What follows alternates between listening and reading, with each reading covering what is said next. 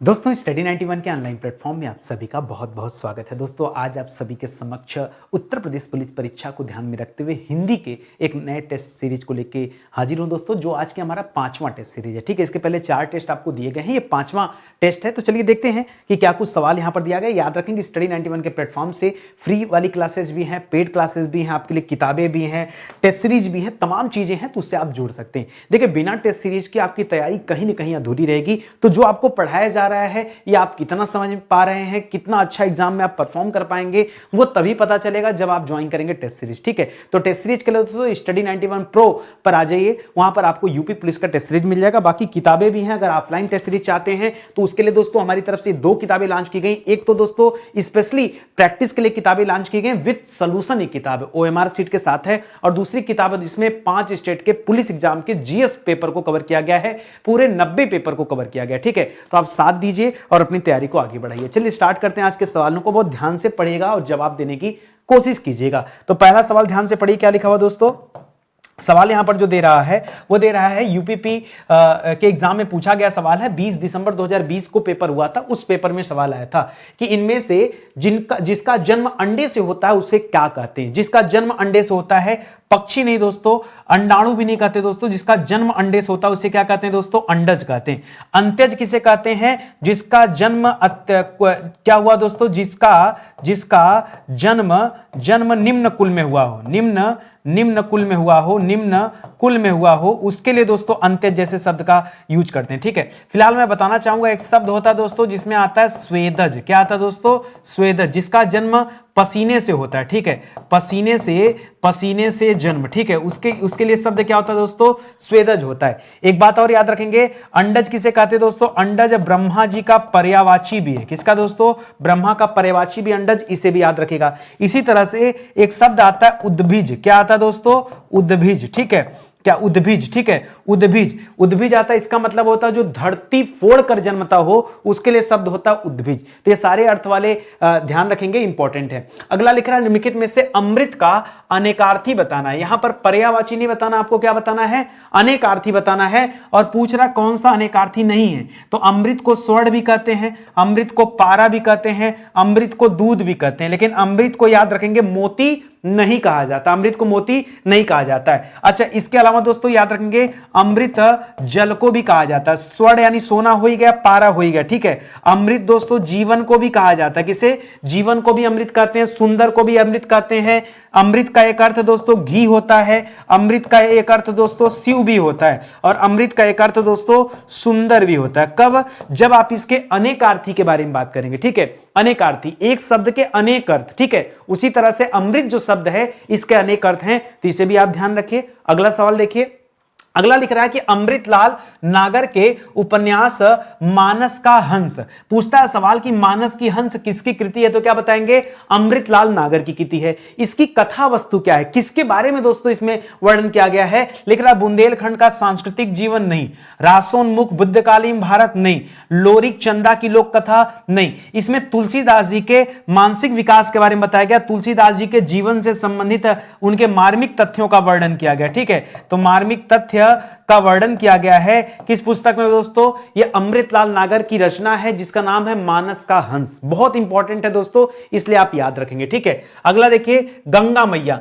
गंगा मैया जो उपन्यास है दोस्तों, इसके लेखक कौन है, नागार्जुन जी नहीं, इस उपन्यास के लेखक है दोस्तों भैरव प्रसाद गुप्त जी। कौन है, भैरव प्रसाद गुप्त जी की रचना का नाम क्या है, गंगा मैया नाम है, याद रखेगा। इनकी 2-3 रचनाएं बड़े अच्छे हैं, जैसे एक आता है दोस्तों बिगड़े हुए दिमाग। ठीक है, देखिए रचना का नाम ही ऐसा है, इतना अटपटा सा है कि आपको जल्दी याद हो जाएगा। कभी पूछे कि बिगड़े हुए दिमाग किसकी रचना है, तो भैरव प्रसाद गुप्त जी की रचना है। और लिखेगा दोस्तों मजनू का टीला, पूछे अगर कि मजनू का टीला दोस्तों किसकी रचना है, तो ये भी रचना किसकी है, भैरव प्रसाद गुप्त जी की। इसी तरह से एक और सी रचना है दोस्तों, मोहब्बत की राहें, मोहब्बत की राहें, यह भी किसकी रचना है, यह रचना भी भैरव प्रसाद गुप्त जी की है। ठीक है, इसी तरह अमृतलाल नागर की एक रचना दोस्तों 7 घूंघट वाला। ठीक है, तो कभी परीक्षा में आए तो बताएंगे क्या, अमृतलाल नागर की जैसे प्रसिद्ध कृषि दिया है ना मानस का हंस, उसी तरह से याद रखेंगे यहां पर 7 घूंघट वाला, वाली मत करिएगा, वाला करिएगा। कहां लिखूं मैं,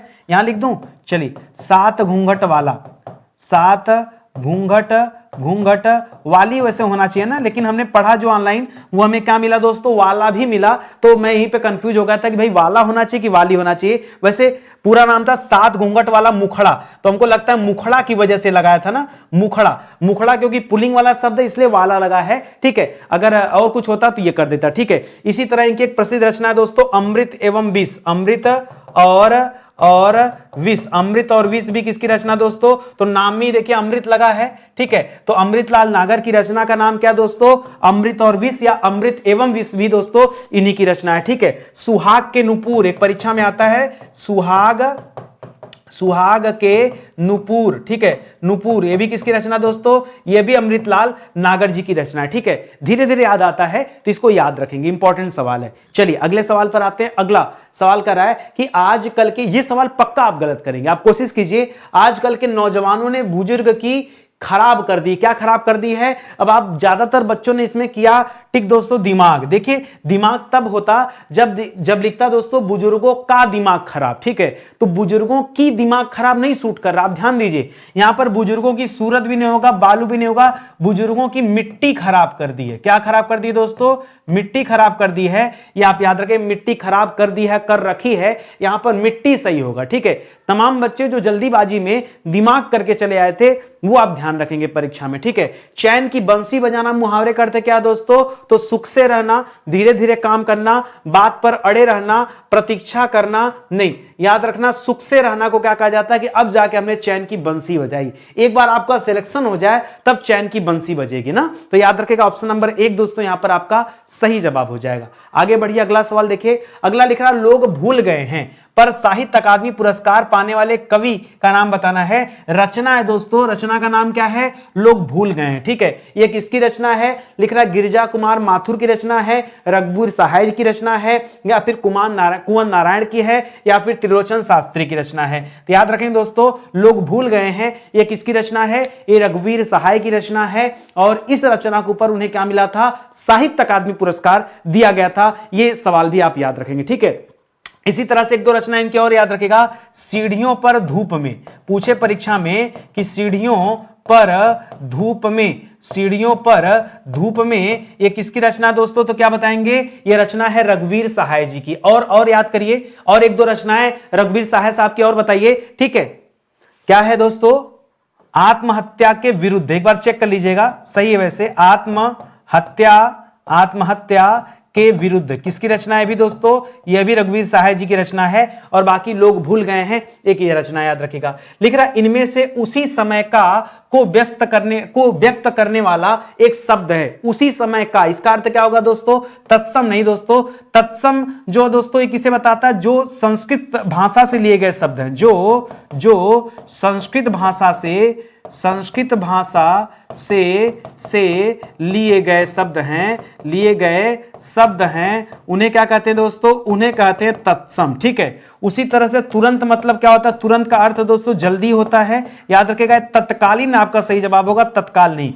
उसी समय का इसका अर्थ क्या दोस्तों, तत्कालीन। जैसे हम लोग कहते हैं ना तत्कालीन प्रधानमंत्री, तो उस समय के प्रधानमंत्री, ठीक है। तो याद रखिएगा है तत्कालीन जो है ये आपका सही उत्तर हो जाएगा। अगला करा, कृत प्रत्यय के संयोग से बनने वाली क्रिया को क्या कहते हैं, सकर्मक नहीं, सकर्मक करते हैं दोस्तों कर्म के साथ।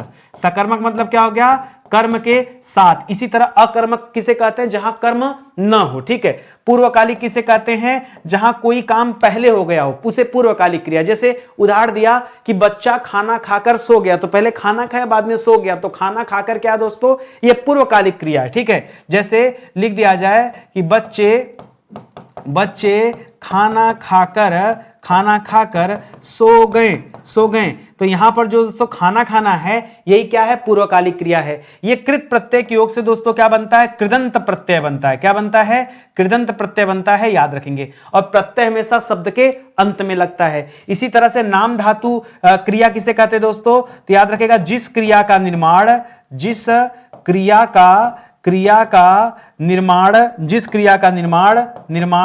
किससे होता है दोस्तों, इसमें संज्ञा सर्वनाम और विशेषण तीनों से होता है, ठीक है। संज्ञा सर्वनाम एवं विशेषण तीनों से मिलकर हो उसे कहते हैं। ठीक है, जैसे दोस्तों, जैसे हमने कह दिया लाठी, तो लाठी से एक शब्द बन जाता है लठियाना, लाठी से लठियाना। जैसे बात से बतियाना, बात से बतियाना। इस तरह के दोस्तों जो शब्द होते हैं ये नाम धातु वाले कहलाते हैं। ठीक है, तो इधर क्या बन गया, ये नाम धातु क्रिया है, ये आप याद रखेंगे। ठीक है, तो ऐसे ऐसे सवाल भी आते रहते हैं। देखिए अपनी क्लास में रहेंगे तो यही मजा मिलेगा, 1 मिनट भी आपका जाया नहीं जाएगा, आपको महसूस नहीं होगा कोई समय बर्बाद हो रहा है। पूरा एकदम गंभीरता से क्लास दी जाती है और पढ़ने में मजा आएगा। चलिए अगला सवाल देखते हैं। श्री कृष्ण के सुन वचन अर्जुन क्रोध से जलने लगे, सब शोक अपना भूल कर करतल युगल मलने लगे। संसार देखें अब हमारे शत्रु रण में मृत पड़े, करते हुए यह घोषणा वे हो गए उठकर खड़े। इसमें दोस्तों कौन सा रस है, तो याद रखेगा यह महाभारत के उस समय की घटना है जब भगवान श्री कृष्ण के ज्ञान देने के बाद दोस्तों अर्जुन जो है क्रोध में आ जाते हैं, तो रौद्र रस यहां पर। ठीक है, अस्थाई भाव दोस्तों आपसे पूछता है कि रौद्र रस का अस्थाई भाव क्या होता है। ठीक है, तो अस्थाई भाव पूछेगा तो क्या बताएंगे, रौद्र रस का अस्थाई भाव क्रोध होता है, यहां क्रोध का ही तो भाव है। इसी तरह से वीर रस का स्थायी भाव क्या होता है दोस्तों, उत्साह होता है। इसी तरह से भयानक रस का स्थायी भाव भय होता है। विभत्स रस का स्थायी भाव क्या होता है दोस्तों, जुगुप्सा होता है, जुगुप्सा। ठीक है, बड़ा कंफ्यूजन होता है बच्चों को। शांत रस का स्थायी भाव कौन सा, शांत रस का। शांत रस का स्थायी भाव दोस्तों निर्वेद होता है। श्रृंगार रस का स्थायी भाव क्या होता है, श्रृंगार रस का स्थायी भाव रति होता है। ठीक है, करुण रस का स्थायी भाव क्या होता है, शोक होता है। करुण रस का पूछे तो क्या बताएंगे, शोक होता है। ठीक है, हास्य रस का हास हो जाता है। इस तरह से दोस्तों आप इसे भी याद रखेंगे। आगे बात समझ में, चलिए आगे बढ़ते हैं, अगले सवाल पर आते हैं। अगला सवाल दे रहा है कि निम्नलिखित में से कौन सा विकल्प विराम भेद और उसके चिन्ह को सुमेलित नहीं करता है, क्या नहीं करता है, कौन सा सही नहीं है। तो पूर्ण विराम का चिन्ह दोस्तों यही है, पूर्ण विराम का ये तो सही है। अल्प विराम का चिन्ह ये है। याद रखिए कभी अगर आपसे अर्ध विराम का चिन्ह पूछे, क्या पूछे, अर्ध विराम का चिन्ह पूछे तो क्या बताएंगे दोस्तों, ये जो सेमी कॉलम वाला चिन्ह होता है ना, इसको कहते हैं अर्ध विराम। क्या कहते हैं, अर्ध विराम कहते हैं, ऐसे बनता है अर्ध विराम। ठीक है, योजक चिन्ह दोस्तों ये जो दिया है ये बिल्कुल गलत दिया और यही आपका सही जवाब हो जाएगा। योजक चिन्ह आपसे पूछता है तो कैसे बनाएंगे, योजक चिन्ह कैसे होता है दोस्तों, ऐसे डैश होता है। इस योजक चिन्ह का यूज कहां होता है, जैसे आप लिखते हैं दोस्तों माता पिता, तो माता पिता के बीच में यही जो चिन्ह है दोस्तों क्या है, यही योजक चिन्ह, क्या है, योजक चिन्ह। यहां उद्धरण चिन्ह भी दोस्तों सही है, तो जो गलत है वो ऑप्शन नंबर 3 है। और यही तो आपसे पूछा है कि कौन सा सही सुमेलित नहीं है, वो आपने बता दिया। करा जिसने गुलाबी कमीज पहनी है, आगे रिक्त स्थान भरिए, नाम श्याम है, जिसका नाम श्याम है नहीं, उसका नाम श्याम है। जिसने, अच्छा एक मिनट रुकिए, जिसने गुलाबी कमीज पहनी है उसका, जिसका नाम श्याम है नहीं, उसका नाम श्याम है, इसका नाम नहीं, किसका नाम नहीं। अब ज्यादातर बच्चे क्या करते हैं ना, जिसने को देख करके जिसका कर देते हैं, गड़बड़ हो जाएगा। ठीक है, देखिए आप भाव को समझिए। ठीक है, जिसने गुलाबी शर्ट पहनी है उसका नाम श्याम है, जिसका नाम नहीं। ठीक है, तो याद रखेगा यहां पर ऑप्शन नंबर 2 जो है ये सही उत्तर हो जाएगा। आगे बढ़िए, चाबुक निबंध संग्रह के रचनाकार कौन है, चाबुक के निबंध संग्रह किसका दोस्तों, ये बड़ा आसान सा सवाल है लेकिन बहुत डिफिकल्ट, हम जल्दी पढ़ते नहीं इसको। ठीक है, प्रेमचंद का बिल्कुल नहीं दोस्तों। प्रेमचंद जी की रचना, अगर प्रसिद्ध रचना की बात करें दोस्तों तो आप गोदान सुने होंगे, गोदान सुना होगा आपने, गबन सुना होगा। ठीक है, कलम का सिपाही सुना होगा, कलम का सिपाही सुना होगा, नमक का दरोगा सुना होगा, नमक का दरोगा सुना होगा, नमक का दरोगा। ठीक है, ये सारी रचनाएं दोस्तों किसकी है, नमक का दरोगा। ठीक है, इसके अलावा इन्हीं की रचना दोस्तों मंगल सूत्र जो अधूरी रह गई थी। ठीक है, मंगल सूत्र ये इनकी रचना है। ठीक है, जयशंकर प्रसाद की प्रसिद्ध कृतियों में क्या आता है, आप कामायनी का नाम ले लो, बातें खत्म हो जाएगा। कामायनी, आंसू झरना, लहर झरना, ये सब इनकी रचना है। सूर्यकांत त्रिपाठी की रचना दोस्तों चाबुक यहां पर है, और सूर्यकांत त्रिपाठी की रचना कौन सा दोस्तों, परिमल, अनामिका। तुलसीदास किसकी रचना है, तुलसीदास जी भी इन्हीं की रचना है। ठीक है, तुलसीदास, ठीक है, ये सब इनकी रचना है। महादेवी वर्मा जी की प्रसिद्ध रचना क्या दोस्तों, तो याद रखेगा यामा है, नीरजा है, निहार है, क्या है, नीरजा, निहार, संध्या गीत, ये सब किसकी रचना है दोस्तों, ये महादेवी वर्मा जी की रचना है। आई बात समझ में, मजा आया पढ़ के ना, ऐसे ही पढ़ना है। लिख रहा है भोर विहान, निशांत निम्नलिखित में से किसके पर्यायवाची शब्द है? किसका पर्यायवाची दोस्तों? तो दिन का पर्यायवाची नहीं है। दिन का पर्यायवाची क्या होता है? दिन का पर्यायवाची दिवस होता है, वार होता है, दिवा होता है, वासर होता है। क्या होता है? वासर होता है, वासर होता ये होता है। शाम का भी नहीं होगा। शाम का क्या हो जाता है दोस्तों? शाम का संध्या होता है, गोधूली होता है, ठीक है, गोधूली होता है, सायं होता है, ये सब होता है, ठीक है, ठीक है। यहां प्रभात हो जाएगा, प्रभात। प्रभात का दोस्तों जैसे भोर आपने पढ़ा, जैसे विहान आपने पढ़ा, जैसे निशांत आपने पढ़ा, उसी तरह से ऊषा, ऊषा भी होता है और ऊषा काल भी होता है ना, उषा काल भी होता है। और क्या होता है दोस्तों? ब्रह्म मुहूर्त भी कह सकते हैं, ब्रह्म मुहूर्त, ब्रह्म मुहूर्त भी होता है, ठीक है। ये सब प्रभात का होता है, सुबह सुबह का जो बेला होता है उसके लिए दोस्तों ये शब्द इस्तेमाल किए जाते हैं। तो जो उत्तर है ये ऑप्शन नंबर 3 होगा सही। लिख रहा तुलसी कृत शब्द का समास विग्रह बताइए, ठीक है। समास विग्रह करेंगे तो क्या होगा? पहले आइए लिखते हैं तुलसी कृत, ठीक है, तुलसी कृत लिखा है ना, एक सेकेंड, तुलसी कृष्ण, ठीक है। तो देखिए इसके समास विग्रह दो तरीके से हो सकते, जैसे हम कह दें यहां पर तुलसीदास जी द्वारा रचित, द्वारा कृत, कृत कहिए या फिर रचित कहिए, एक ही बात है। तो यहां पर दोस्तों जो द्वारा है यही तो बताना है, ठीक है। द्वारा, जब कोई काम किसी के द्वारा होता तो वहां कौन सा कारक होता है? वहां करण कारक होता है। क्या होता है दोस्तों? करण कारक। तो सही क्या हो जाएगा? द्वारा। अब ज्यादातर बच्चे पढ़ते हैं कर्ता ने कर्म को कर्ण से, ठीक है, तो याद रखेगा कर्ण से देख करके कर्ण से कर सकते, लेकिन में और पर दोस्तों याद रखेंगे ये दोनों अधिकरण कारक को बताते। किसे बताते दोस्तों? अधिकरण कारक, ठीक है। काकी के नानी ने रारी रे दोस्तों ये संबंध कारक को बताते, ठीक है। यहां पर द्वारा ही आपका जो है सही जवाब हो जाएगा। अगला सवाल देखिए, निम्नलिखित में से कौन सा विकल्प वाक्यांश और उनके लिए एक शब्द का सही जोड़ी नहीं है? जो सही जोड़ी नहीं दोस्तों वो बताना है। जो बहुत बोलता है उसे वाचाल कहते हैं और उसे अधिवक्ता भी कहते हैं। क्या कहते हैं? अधिवक्ता। क्या कहते हैं? अधिवक्ता। दोनों हो जाएगा दोस्तों। जो कुछ नहीं जानता उसे अज्ञ कहते हैं, जो मापा ना जा सके उसे अपरिमेय कहते हैं, जो अनुकरण करने योग्य हो उसे क्या कहते हैं? अनुकरणीय कहते हैं। क्या कहते हैं? अनुकरणीय कहते हैं, ठीक है। यहां ऑप्शन नंबर 4 गलत दिया हुआ है, ठीक है। पूछा है ना जो सही सुमेलित नहीं है वो बताइए, तो ये वाला दोस्तों सही सुमेलित नहीं है, बाकी जितना दिया वो तो सही सुमेलित दे रहा है। याद रखेंगे 2 किताबें हम लोगों ने लॉन्च किया हमारी टीम की तरफ से, और ये दोनों बहुत स्पेशल किताबें। प्रैक्टिस की किताब तो आप जरूर खरीदिए दोस्तों, ये बहुत जरूरी है, ठीक है, क्योंकि बिना प्रैक्टिस के सब कुछ अधूरा है। या तो आप टेस्ट सीरीज ले लीजिए, ठीक है, स्टडी 91 प्रो। अच्छा, दोनों जगह अलग अलग है, ऐसा नहीं कि जो प्रो में दिया वही इस किताब में दिया, बिल्कुल नहीं। इस किताब में बिल्कुल नहीं टेस्ट सीरीज है दोस्तों, प्रो में बिल्कुल अलग है। तो आप इस किताब को लीजिए, बहुत शानदार किताब है। सबसे अच्छी बात है कि मार्केट में जो टेस्ट सीरीज मिलेगा उसमें सोल्यूशन नहीं मिलेगा। इस किताब में जितनी भी टेस्ट सीरीज, पूरे 10 टेस्ट सीरीज दिया गया है और 5 प्रीवियस ईयर पेपर की भी व्याख्या दी गई है। जितना टेस्ट सीरीज है व्याख्या के साथ है, इसीलिए कर रहा हूं दोस्तों, ये किताब लीजिए, बहुत शानदार किताब है, प्रैक्टिस वाली बुक, ठीक है। इसके अलावा दोस्तों ये जो दूसरी किताब है इसमें 5 स्टेट के जीएस को कवर किया गया, तो ये भी शानदार किताब है।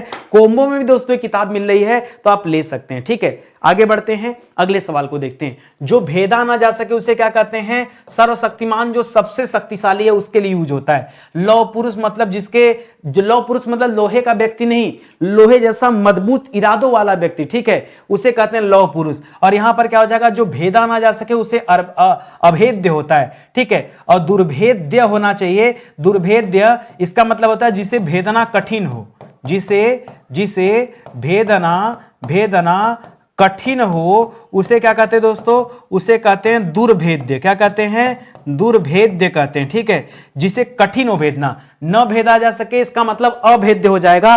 तो यहां दोस्तों आपसे अभेद्य ही पूछा था, ठीक है, न भेदा जा सके ना, इसलिए क्या हो जाएगा? 3 वाला सही हो जाएगा। आगे बढ़िए, ब्याल, उरग, पन्नग, ये किसके पर्यायवाची शब्द दोस्तों? भौरा का नहीं।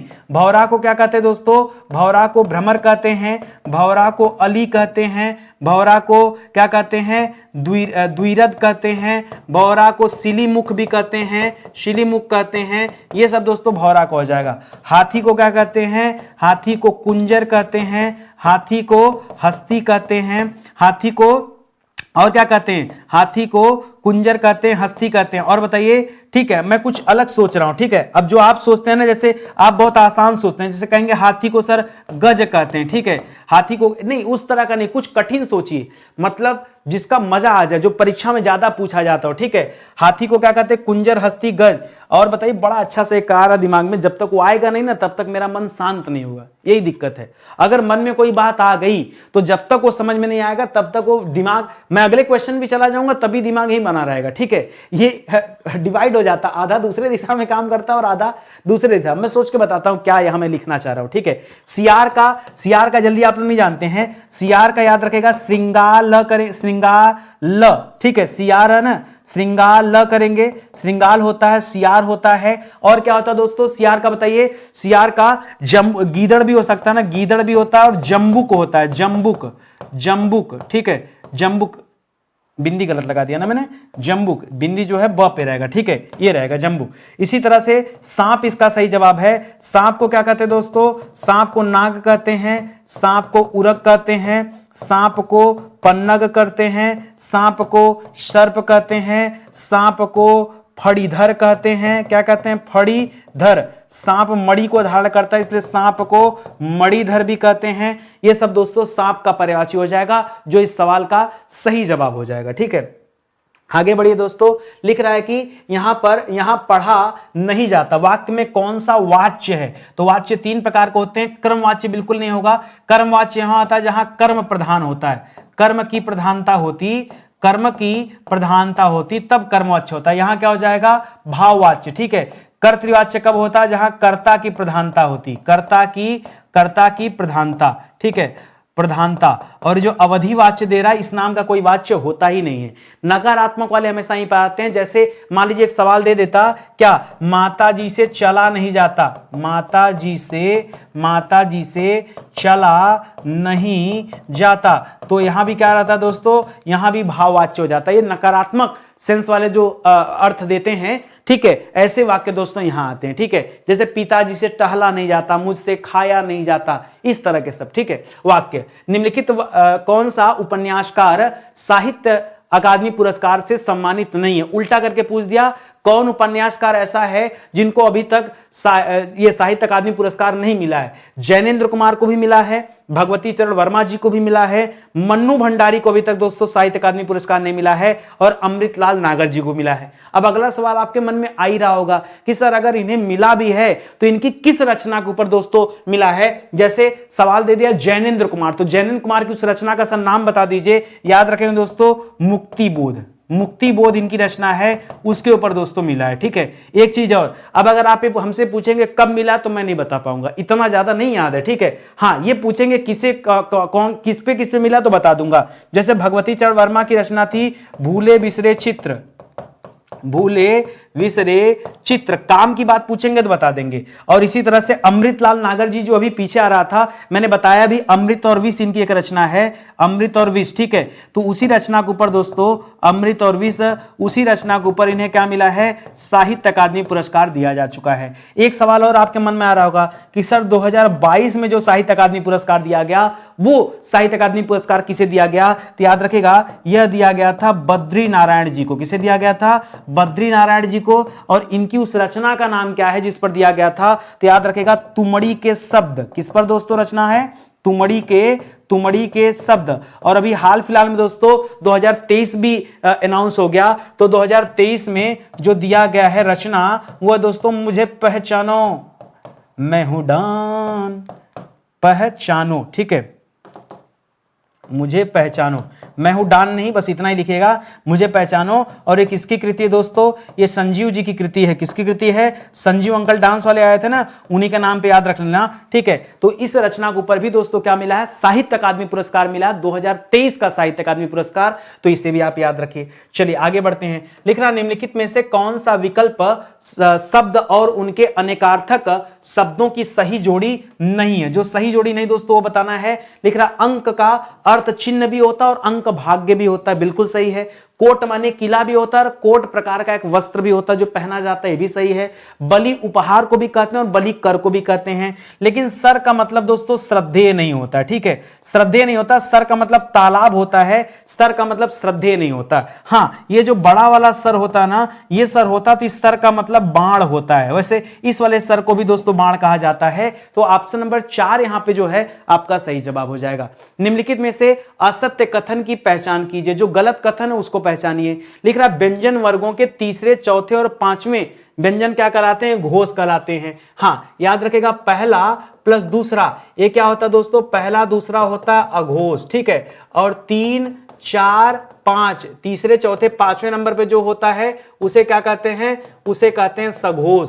इसी तरह से पहला, तीसरा और पांचवा, ठीक है, ये होता है अल्प प्राण। क्या होता है दोस्तों? अल्प प्राण, अल्प प्राण, ठीक है। इसी तरह से 2 + 4 जो दूसरा चौथा होता है ये होता है महाप्राण, ठीक है, ये हमने पढ़ा ना। तो ये इस हिसाब से देखा जाए तो ये तो सत्य कथन है। पहला वाला कथन क्या दोस्तों? ये सत्य दिया है। व्यंजन वर्गों के पहले दूसरे क्या होते हैं? अघोष होते हैं, तो ये भी सत्य दिया है। समस्त स्वर क्या होता है दोस्तों? ये घोष ध्वनियां होती हैं, यह भी सत्य दिया है। बस ये जो लिखा दोस्तों कि सभी विसर्ग क्या होते हैं दोस्तों? सघोष होते हैं। तो विसर्ग पहली बात तो उसमें स्वर में आते नहीं है, ये अयोगवाह होते हैं। और यह सघोष नहीं होते हैं दोस्तों, यह अघोष होते हैं। क्या होते हैं? अघोष होते हैं। इसीलिए कथन क्या हो जाएगा? असत्य हो जाएगा। आई बात समझ में? अघोष हो जाएगा, ठीक है, सघोष नहीं होना चाहिए। इतना डीप नॉलेज होगा ना तब जाके आप सही करोगे, अन्यथा नहीं सही होगा, ठीक है। आगे बढ़िए। निम्नलिखित में से सही वाक्य की पहचान कीजिए। श्री कृष्ण के अनेकों नाम हैं? नहीं। अनेकों नाम है? नहीं। श्री कृष्ण के अनेक नाम हैं? है नहीं दोस्तों, है करिए, ठीक है, इज्जत दीजिए थोड़ा। तो ऑप्शन नंबर 2 हो जाएगा यहां पर बिल्कुल सही जवाब। क्रिया का मूल रूप दोस्तों क्या कहलाता है? तो क्रिया के मूल रूप को धातु कहते हैं। क्या कहते हैं दोस्तों? धातु। उपसर्ग हमेशा शब्द के प्रारंभ में लगता है, शब्द के प्रारंभ में लगता है, और प्रत्यय हमेशा शब्द के अंत में लगता है, ठीक है, ये बात आप जानते हैं। बाकी क्रिया का मूल रूप क्या कहलाता है दोस्तों? धातु कहलाता है, तो इसे भी आप याद रखिए, ठीक है। निम्नलिखित व्यंजनों में नासिक के व्यंजन कौन सा है? नासिक के व्यंजन जिसका उच्चार दोस्तों नासिका से हो, तो याद रखेगा अंगा नासिक के व्यंजन है, इया नासिक के व्यंजन है, अड़ा नासिक के व्यंजन है, न नासिक के व्यंजन है और म नासिक व्यंजन है। 5 नासिक व्यंजन होते हैं, तो यहां पे न सही हो जाएगा।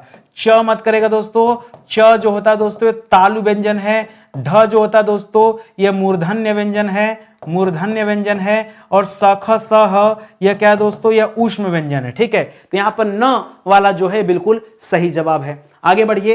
राजेश जोशी को साहित्य अकादमी पुरस्कार किस रचना पर प्राप्त हुआ? ठीक है, तो याद रखेंगे ये जो चारों रचनाएं दोस्तों, इस चारों रचना को किसने रचा दोस्तों? ये सभी रचनाएं ये राजेश जोशी जी की ही रचनाएं। मुझे भी नहीं पता था, मैं जब इस बार पढ़ा हूं तब मेरे नॉलेज में आया, ठीक है। और किस रचना के ऊपर दोस्तों इन्हें पुरस्कार दिया गया है? तो याद रखेगा 2 पंक्तियों के बीच इस रचना के ऊपर इन्हें पुरस्कार दिया गया है। और याद रखेगा राजेश जोशी जी को क्या दिया गया था? माखनलाल चतुर्वेदी पुरस्कार भी दिया गया है। माखनलाल चतुर्वेदी पुरस्कार भी दिया गया है। और मध्य प्रदेश शासन की तरफ से सर्वोच्च साहित्य सम्मान भी इन्हें दिया गया है। तो भी याद रखेगा जो साहित्य अकादमी पुरस्कार है तो है ही है, ठीक है। आगे देखिए। निम्नलिखित में से सही वाक्य की पहचान कीजिए। वे धीमी स्वर में बोला? नहीं, वह धीमे स्वर बोले। धीमे स्वर बोले तो यहां कुछ ना कुछ गड़बड़ लग रहा है। वह धीमे स्वर में बोला, तो यह सही हो जाएगा। धीमी नहीं, धीमे स्वर में बोला। ऑप्शन नंबर 3 बिल्कुल परफेक्ट है। आप पढ़िए, पढ़कर देखिए, एकदम स्पीड में आपका आंसर निकल कर आएगा। मोक्ष प्राप्त शब्द का समास विग्रह बताइए। तो मान लीजिए शब्द यहां लिखा दोस्तों क्या? मोक्ष प्राप्त, ठीक है। यह तो अभी एक शब्द है, जब समास विग्रह करेंगे तो ये क्या हो जाएगा? अलग अलग हो जाएगा। तो अलग अलग हो जाएगा तो क्या हो जाएगा दोस्तों? मोक्ष को प्राप्त। क्या हो जाएगा दोस्तों? मोक्ष को प्राप्त। और जब मोक्ष को प्राप्त तो यहां पर कौन सा दोस्तों जो है समास आएगा पहले बताइए। तो याद रखेगा ये काकी के नानी ने रारी रे दोस्तों ये क्या होता है? यह संबंध तत्पुरुष होता है। क्या होता है? यह संबंध तत्पुरुष है, तो याद रखेंगे। इसलिए दोस्तों यहां को करेंगे द्वारा से या के लिए नहीं। के लिए तब होता जब संप्रदान होता। क्या होता दोस्तों? संप्रदान। कर्ता ने कर्म को करण से, या तो करण होता या तो अपादान होता, दोनों में होता है ना से। और द्वारा कब होता? किसी के द्वारा। तो कर्ता ने कर्म को करण से कर्ण से भी होता है, कर्ण द्वारा के लिए भी होता है, तो याद रखेगा दोनों आता है तब ये करते। तो वैसे तो आपका सही जवाब क्या दोस्तों, ऑप्शन नंबर 4 इस सवाल का सही उत्तर हो जाएगा। देखिए मेरी क्लास में क्या है ना, मैं कभी कभी मजाक नहीं कर पाता, जब सीरियस मोड में होता हूं ना धुआंधार क्लास लेता हूं, ठीक है। चलिए आगे बढ़िए। लिख रहा है कि सांप छछुंदर की गति होना, इसका मतलब क्या है, पछताना नहीं, असमंजस में पड़ना, इसे कहा जाता है दोस्तों भई भई गति सांप छछुंदर केरी, ठीक है। भई भई भई गति सांप छछुंदर केरी, भई गति सांप छछुंदर केरी, इसे क्या कहा जाता है दोस्तों, यानी सांप छछुंदर की गति होना मतलब असमंजस में पड़ना। ये आपका दोस्तों सही जवाब हो जाएगा। निम्नलिखित में से कौन सा सुमेलित नहीं है। अनुप्रास अलंकार किसे कहते हैं भैया, समान व्यंजनों की आवृत्ति हो तो अनुप्रास कहते हैं, बिल्कुल सही है। जैसे दोस्तों, जैसे अब कुछ अच्छा सा, अब चंदू के चाचा ने बताने जा रहा था, खड़क सिंह के खड़कने, ये सब तो आएगा नहीं, आप अच्छे ढंग से देखेंगे, ठीक है। तो मुदित मनोहर मानस बोला, ये आप कह सकते हैं अनुप्रास अलंकार। श्लेष अलंकार, जहां पर एक ही शब्द के कई अर्थ निकले, अर्थ चिपका हुआ रहता है, ठीक है। तो आप पढ़ते हैं दोस्तों, मोती मानिस चून, ठीक है, रहीमन पानी राखिए बिन पानी सब सुन, ठीक है, वहां श्लेष अलंकार हो जाता। उत्प्रेक्षा, उपमेय के उपमान की कल्पना या संभावना प्रकट की जाती है, ये भी सही है। संदेह में उपमान में उपमेय, उपमान में उपमेय का संदेह नहीं, याद रखेगा। संदेह जो लिख रहा है दोस्तों यहां उपमेय में उपमान, ये गलत लिख रहा है, ठीक है, सॉरी उपमान में उपमेय गलत है, होना क्या चाहिए, उपमेय में उपमान, ठीक है। उपमेय में उपमान का जब संदेह हो जाए और यह संदेह दोस्तों अंतिम तक बना रहे, तब उसे क्या कहते हैं, संदेह अलंकार कहते हैं, ठीक है। तो ऑप्शन नंबर 4 जो दे रहा दोस्तों ये बिल्कुल गलत दे रहा है। आगे बढ़िए। भाव विलास और रस विलास ये किसकी कृति है दोस्तों, ये आपको बताना है। तो भाव विलास रस विलास किसकी कृति है दोस्तों, ये देव जी की कृति। किसकी, ये देव मतलब देवता नहीं, देव नाम के क्या थे दोस्तों, प्रसिद्ध रचनाकार थे, या उनकी कृति है जिसका नाम दोस्तों भाव विलास और रस विलास, ठीक है। भूषण जी की कृतियों की बात करो दोस्तों,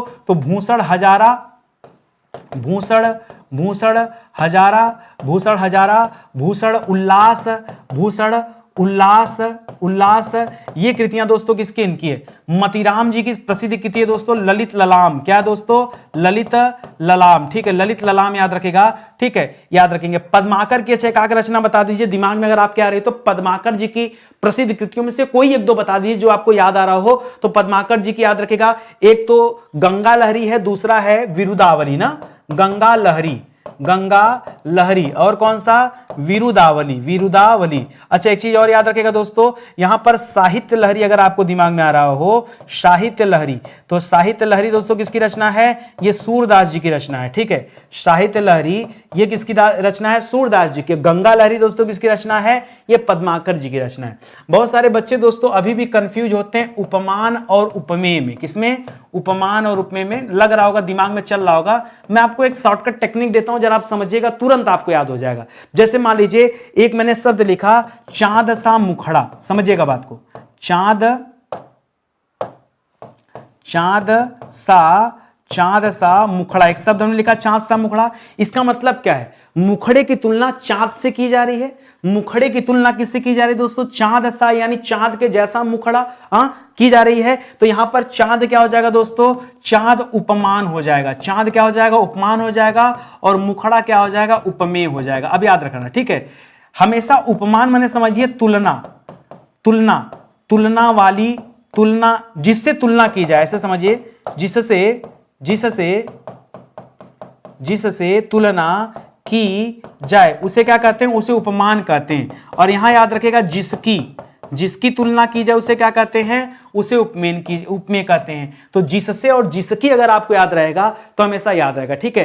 तो उपमान किसे कहते हैं, जिससे को, और जिसकी किसे कहते हैं, उपमेय को। इतनी बात याद रखिए तो आपको समझ में आ जाएगा। आई बात समझ में। और इसी के साथ दोस्तों आज का सेशन समाप्त होता है। उम्मीद करता हूं आपको अच्छा लगा होगा। किताब आप जरूर लीजिए दोस्तों, बहुत इंपॉर्टेंट है। बाकी टेस्ट सीरीज जो आई है स्टडी 91 प्रो पर, आप उसे भी ज्वाइन कर सकते हैं। और यहां पर मैं बताना चाहूंगा दोस्तों, आप सभी के लिए बहुत सारी क्लासेस चल रही है। जैसे जिस बच्चे को मैथ पढ़ना हो ना, वो शाम 7 बजे वाली क्लास ज्वाइन कर सकता है, वहां आपकी परीक्षा के लिए मैथ मिल जाएगा। जीएस की क्लास सुबह 10 बजे ज्वाइन कर सकते हैं, रीजनिंग की क्लास 12 बजे, और हिंदी की क्लास दोस्तों रात को 8 बजे, ठीक है। बाकी स्टडी 91 प्रो पर आना मत भूलिए दोस्तों, स्टडी 91 प्रो पर आना मत भूलिए। यहां पर मिलेगा दोस्तों आपको टेस्ट सीरीज, ठीक है। टेस्ट सीरीज आपके लिए बहुत जरूरी है, आखिरी समय में यही आपको करना है। टेस्ट सीरीज लीजिए, यहां की टेस्ट सीरीज बिल्कुल अलग है और इस किताब में जो टेस्ट सीरीज दिया गया है ये बिल्कुल अलग है। पूरे यहां भी सोल्यूशन के साथ टेस्ट सीरीज और यहां भी सोल्यूशन के साथ टेस्ट सीरीज दिया गया है, तो आप ये परचेज कर सकते हैं, ले सकते हैं। ठीक है, चलिए आज का सेशन ही समाप्त होता है। उम्मीद करता हूं आपको अच्छा लगा होगा। आप सभी से निवेदन दोस्तों, वीडियो अच्छा लगा हो तो प्लीज आप वीडियो को शेयर कीजिए, लाइक कीजिए और कमेंट करना मत भूलिए। चैनल को सब्सक्राइब कर लीजिए, तभी आपके पास वीडियो का नोटिफिकेशन जाएगा और आप जान पाएंगे, नहीं तो आपको पता नहीं चलेगा। ठीक है, बहुत बहुत धन्यवाद आपका, मिलते हैं अगले लेक्चर में। तब तक के लिए जय हिंद, जय Bharat. Thank you so much.